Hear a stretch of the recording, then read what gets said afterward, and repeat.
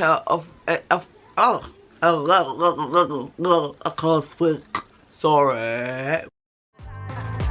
Oh my God, oh, Bacolova, oh my God, oh, hey, oh my God, oh, I will rely on my God, oh my God, oh, Bacolova, oh my God, oh, hey. Hello everyone, welcome to my YouTube channel. My name is Fatime. If it's your first time here, I want to say welcome, and if you've been here before, welcome back. I just want to get straight into the video today. Today I want to talk about keto and emotions. Not just keto, I want to talk about food and emotions, how food affects your emotions, how you don't think about the effect food has on your emotional health, on your heart, on healing. So if you want to find out my experience and what I have learned, stay tuned. Don't forget to tell a friend, to tell a friend, to tell a friend, tell your sister, cousin, uncle, auntie, all of them. Tell everybody. And yeah, let's very quickly, I want to do a massive shout out. This t-shirt speaks volumes about what I'm about to talk about today, because look, it says I am wonderfully made. Listen, if you want one of those tees, I'm gonna put the Instagram of my girl who hooked me up with one of these. She's got loads of different I am tags, but this is, for me, this spoke a lot, especially in my keto journey, because I have to be honest, a lot of the time we sorry, I'm moving my camera up a bit. A lot of the time we associate ourselves with what we eat or our weight, and I know in the past that I had to learn to be comfortable with being humongous before I could be comfortable with being skinny, because in the past I have attached my happiness, I have attached my what's the word, self-esteem to how slim or how fat I was, and that should not be the case. You are wonderfully made by God, and accept that as it is, whether you're fat, skinny, middle, whatever it is. Accept who you are at the stage at which you are. Okay, so let's get into this discussion. Okay, basically I noticed that being an emotional eater is a real thing. I know that there are some cultures that don't believe in things like that, but I have to say it is a real thing.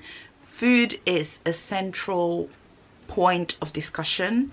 It is something that, you know, you see in places where there's celebrations, where even sadness, there's food at funerals, there's food at parties, obviously. There is, when you're sad you eat, when you're happy you eat, you know, like when you're overwhelmed you eat, when you're tired you eat. I can't speak for anything else, but this is what I have experienced. And actually being on keto, I found that at the beginning, because I started with fasting, I found that at the beginning I was very much aware of my emotions. There were some things that had happened to me that I thought I had gotten over, and actually not only did the fasting reveal that, no girl, you ain't definitely over it, but also keto has helped me to say, you know what, this is not, you haven't dealt with it the right way.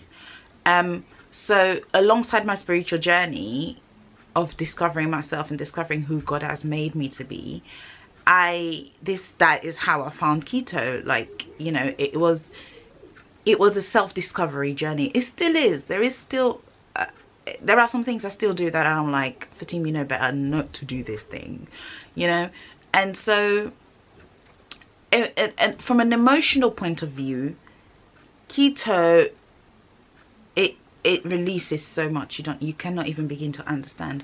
Those who have been on the journey long enough know that there are some days where even when you're feeling emotional, when you're feeling like you can't handle it, it can throw you out of whack. And I always tell my clients and my support group, I tell them, I say, listen guys, you need to get some rest. Don't underestimate the power of rest. Don't underestimate what happens when you're tired, because when you're tired you just break down. And so that's an aspect that not many people talk about, but the truth of the matter is the battle between food and emotions is real. Food is like a mask. It covers a lot. It covers what's going on in your heart. It covers what's going on in your body.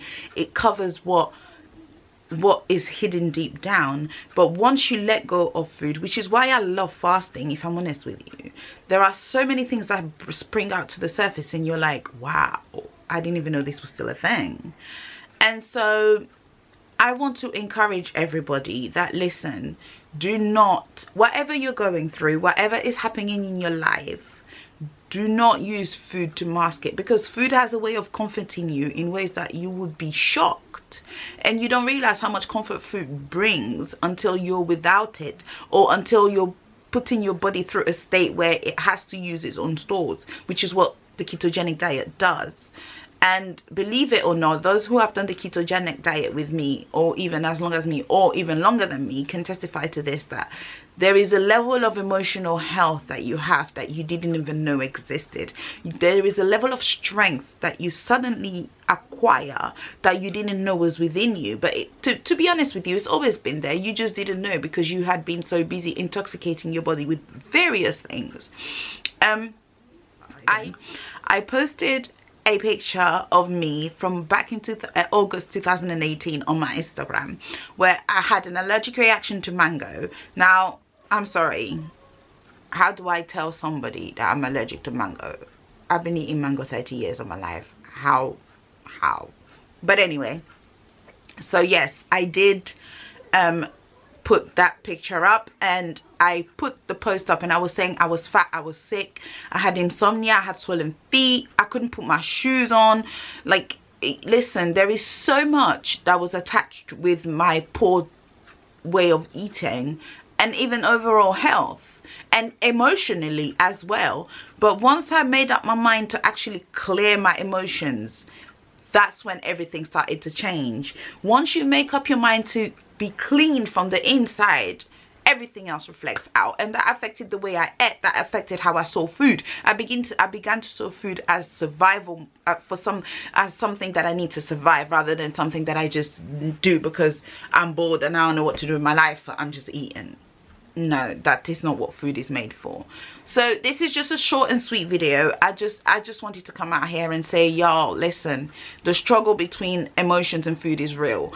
And whatever, I want you to find whatever trigger makes you, or whatever triggers you overeating, or even eating the wrong things, or even eating just because you're bored. You need to find out what it is that is making you do what you do, because the moment you get to the root, you get to the top.